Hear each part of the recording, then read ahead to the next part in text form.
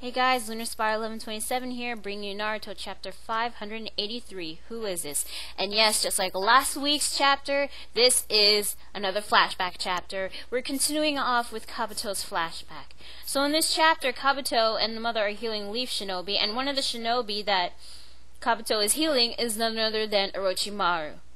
I will admit that I was a bit surprised to see Orochimaru again after it's been so long, but I guess you can tell right at the bat that it was Orochimaru just by, even though you don't see his face until the second page, you can just tell by the hair. So, anyway, at the orphanage, the mother, which we learned her name is Nono, at least I think that's how you pronounce it, Nono? Yeah.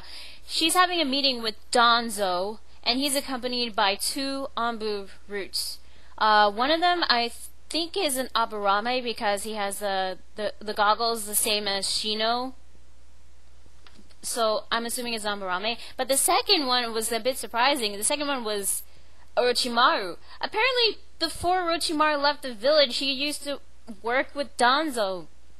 I was kind of surprised that Orochimaru was the one working with Anbu, but it made sense in a way because way back, Danzo mentioned Orochimaru, and they both had some sort of connection between the two. I mean, Orochimaru was the one who implanted Shisui's eye and the Sharingan eye.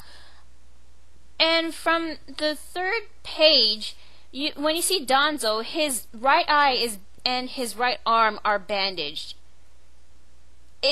That means that it may not be confirmed or not, but it's possible that Danzo back then had Shisui's eye and all the Sharingan on his arm. But anyway, during the meeting, Danzo wants to know to work for the Leaf Village again as a spy because they suspect that the Rock Village is scheming something. We also learned that Nono used to work at the intelligence department, but decided to leave Root for some reason. At first, Nono refuses, but Danzo decides to threaten her by saying that they'll stop giving her money for the orphanage unless she complies with his request. However, she still refuses, so the unknown Aburame and Orochimaru say that it will be easy for a thief to enter the village to steal money, and they might even kidnap the children. The mother decides to agree, but Danzo was not satisfied. He wants to take one of the kids as a replacement for the man who died getting that information. And of course, Kabuto was the one who decided to agree to this. Kabuto was actually one of the kids who joined Abu Roots to become a good shinobi and wanted to improve his medical skills. Kabuto has been used as a spy himself, infiltrating to many different shinobi villages and giving out information to Konoha. He's been everywhere, from Suna to Iwa to Mizu to even Kumo. Of course, his last time being a spy, he was spying as an Iwa ninja in Iwagakure.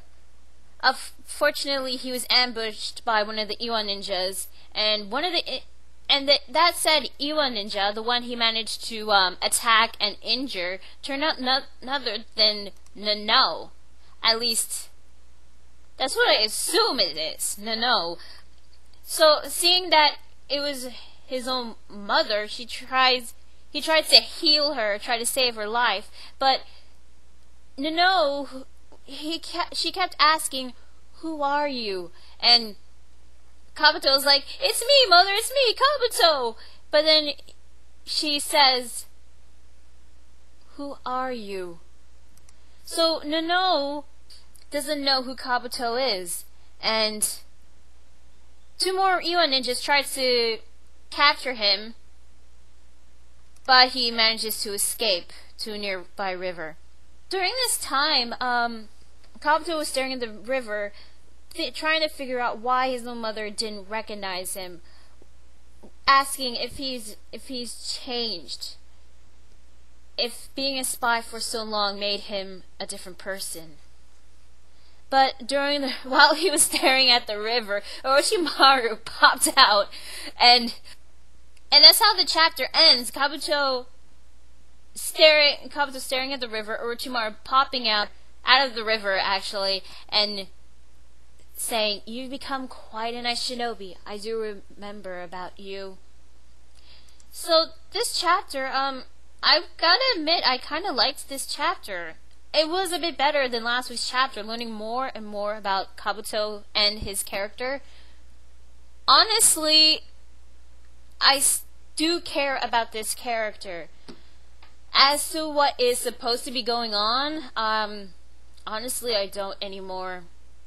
Izanami, I do care a little bit about it, but I'm assuming Kishimoto is giving us these flashbacks just to build up how awesome Izanami is, or building it, or he could be just stalling until, I don't know, I guess until he gets some good ideas for concluding this fight.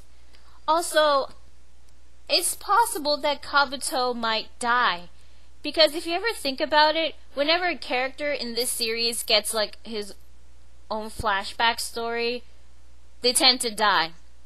I mean, think about it. They did this for Itachi, Kisame, Jiraiya, Sasori, Deidara, Nagato, Conan. So I wouldn't be surprised if Kabuto would die. I don't want him to die, but he may die. Well, who knows? So honestly, I like this chapter. I'm gonna give it 7.5 out of 10. This was a decent flashback. I liked learning more and more about Kabuto, and as to why Nono didn't recognize him, it could be possible that maybe that person was not Nono, or maybe it was Nono, but her memory was altered. Either maybe she altered it herself so she can stay in character when she was spying in Iwa, or it could have been Danzo who did it himself. He could have used Shisu's eye to manipulate her memory so she could stay in character, or it could be a trick by Orochimaru to get Kabuto to join him. Those are my 3 theories about Nono. And, well, and like I said before, I do care about the character. I care a little bit about Izanami, the new Uchiha high power, but the fight that was going on, I don't care about it anymore, honestly. I just don't. But I do care about Kabuto. So I'm assuming that in next week's chapter we'll probably be half flashbacks and then back to the real fight. I'm assuming the first half of the flashback could be Orochimaru convincing Kabuto to join him, and obviously Kabuto's going to join him. And as for the fight, it could be the reveal of Izanami or something. I don't know. We'll just have to wait and see.